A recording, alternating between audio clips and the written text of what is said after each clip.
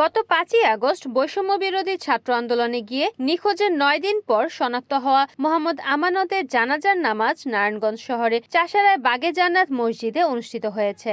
বৃহস্পতিবার 15ই আগস্ট রাতে জানাজায় উপস্থিত হয়েছিলেন যুব ও ক্রীড়া বিষয়ক উপদেষ্টা আসিফ মাহমুদ সজীব ভুইয়া ও সমন্বয়ক সার্জিস আলম সহ সর্বস্তরের মানুষ।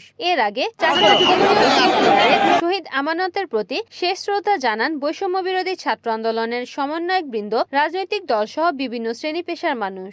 গত 5ই আগস্ট বিকেলে রাজধানীমুখী লং মার্চ সফল করার উদ্দেশ্যে নগরীর জালকুড়ির বাসা থেকে বের হয়ে নিখোঁজ হন মোহাম্মদ আমানত। তিনি নারায়ণগঞ্জ কলেজ শাখা ছাত্র দলের সাবেক সাধারণ সম্পাদক ছিলেন। তাকে খুঁজে পেতে পরিবারের পক্ষ থেকে পোস্টারিংও করা হয়েছিল।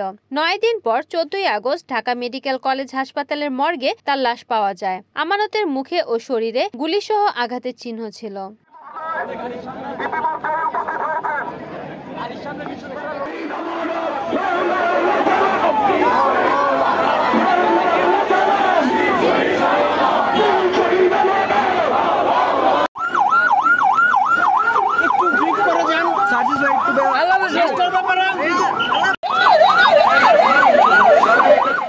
Desk report, NAN TV, Narayanganj.